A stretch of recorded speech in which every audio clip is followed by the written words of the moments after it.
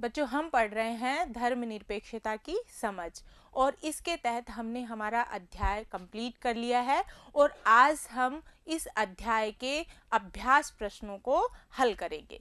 तो चलिए बच्चों जल्दी से अपनी कॉपी पेन लेके तैयार हो जाइए एक एक प्रश्नों के उत्तर को लिखने के लिए। पहला प्रश्न है, अपने आसपास में प्रचलित धार्मिक क्रियाकलापों की सूची बनाइए। आप विभिन्न प्रकार की प्रार्थनाओं, विभिन्न देवताओं की पूजा, विभिन्न पवित्र स्थानों, विभिन्न प्रकार के धार्मिक संगीत और गायन आदि को देख सकते हैं। क्या इससे धार्मिक क्रियाकलापों की स्वतंत्रता का पता चलता है?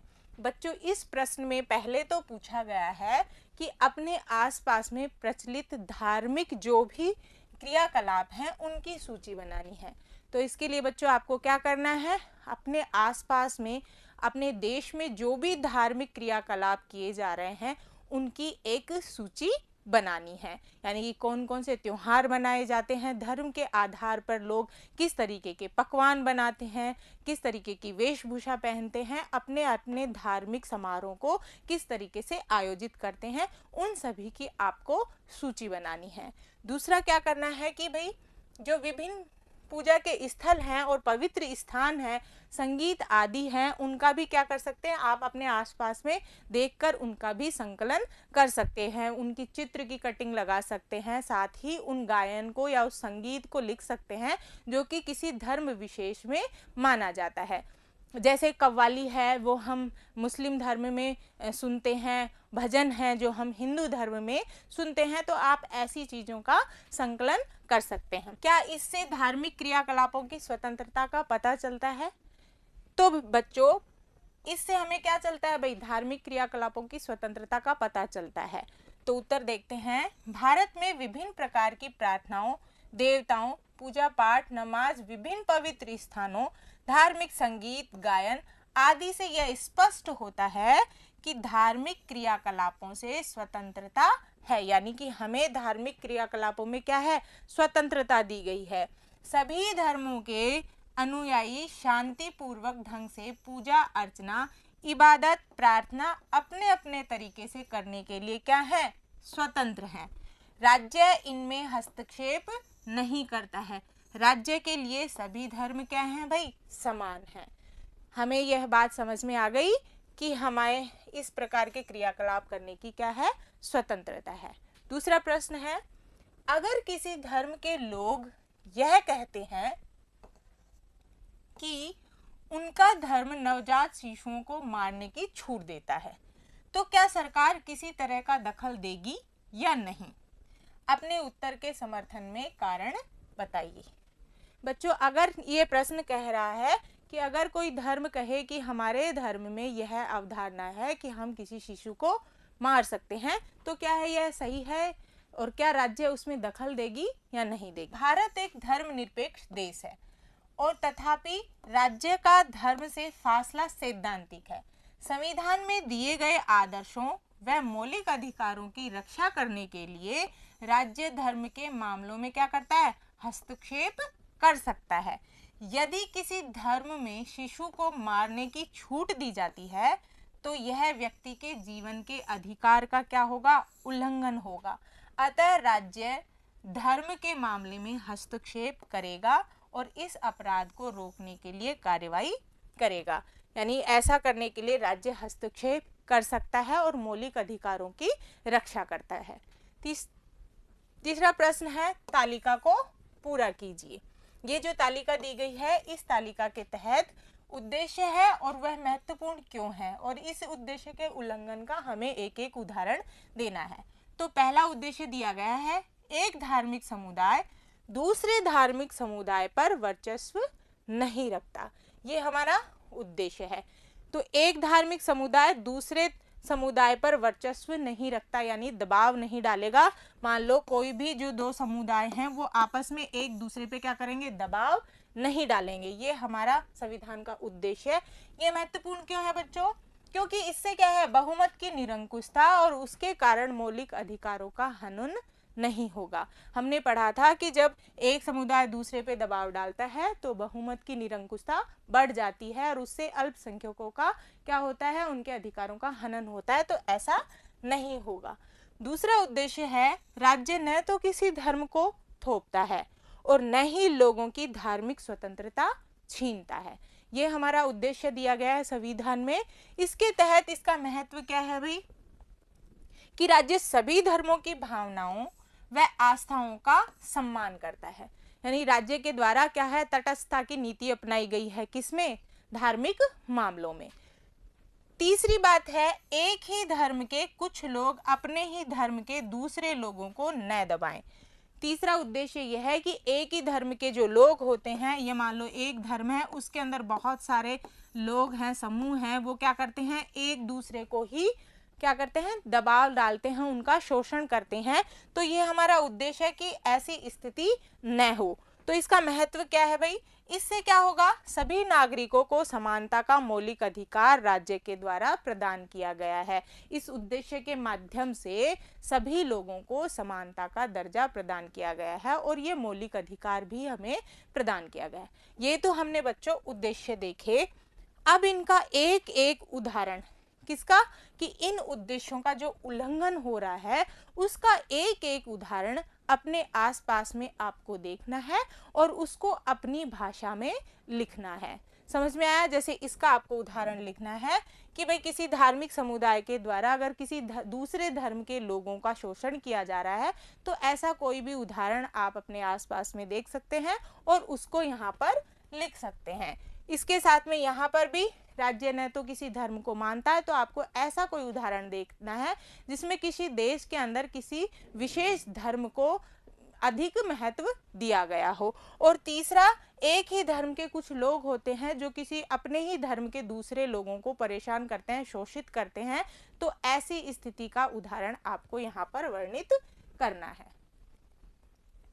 चौथा प्रश्न है, अपने स्कूल की छुट्टियों के वार्षिक कैलेंडर को देखिए, उनमें से कितनी छुट्टियां विभिन्न धर्मों से संबंधित है।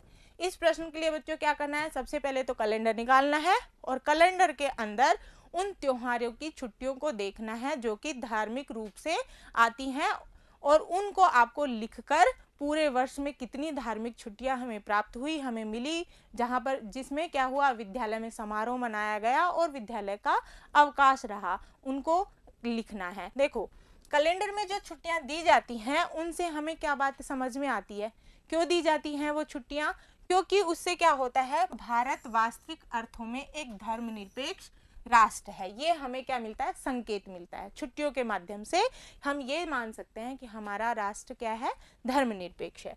भारत में सभी धर्मों को समानता प्रदान की गई है, सभी धर्म के समान हैं लोग, सभी धर्म में ऐसा नहीं है कि किसी विशेष धर्म को ही विशेष प्रावधान दिया गया हो। और तीसरी, यहाँ सभी लोगों को धार्मिक भावनाओं का सम्मान किया जाता है, साथ ही उन्हें अपने अपने धार्मिक क्रियाकलापों को करने की भी क्या दी गई है, छूट दी गई है।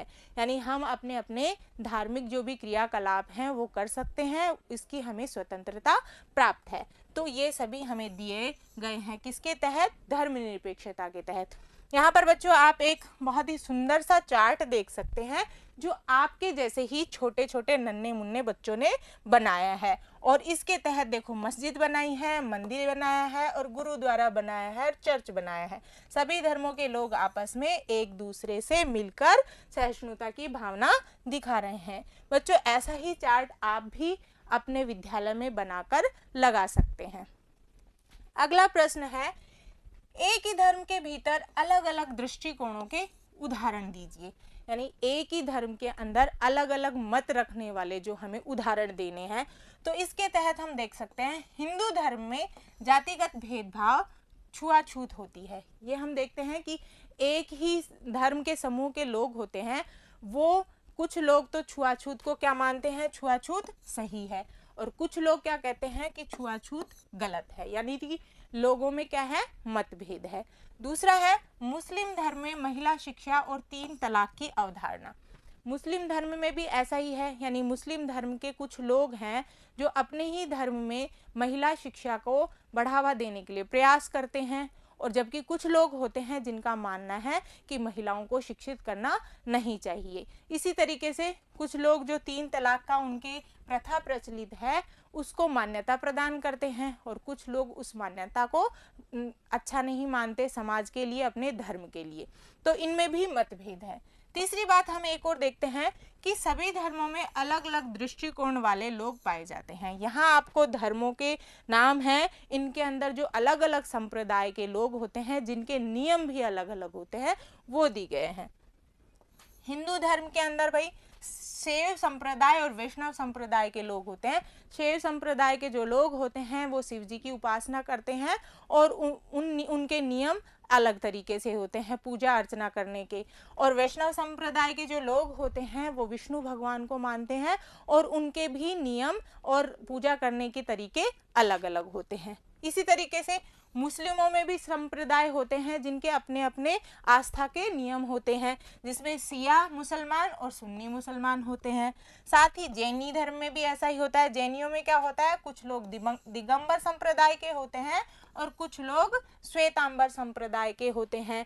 बौद्ध धर्म में भी ऐसा ही कुछ होता है। बौद्ध धर्म में हीनयान संप्रदाय के भी लोग होते हैं और महायान संप्रदाय के लोग होते हैं जिनके भी पूजा करने के तरीके अलग अलग होते हैं। सिखों में भी ऐसा ही है। सिखों में कुछ लोग केशधारी होते हैं, कुछ लोग नामधारी होते हैं। और ईसाई धर्म में भी ऐसे अलग अलग संप्रदाय हैं, जो एक होता है कैथोलिक संप्रदाय और एक होता है प्रोटेस्टेंट संप्रदाय। तो इसी तरीके से सभी धर्मों के अंतर्गत पूजा और आस्था के अलग अलग नियम प्रचलित हैं और उन्हीं के अनुसार उनके संप्रदाय बने हुए हैं।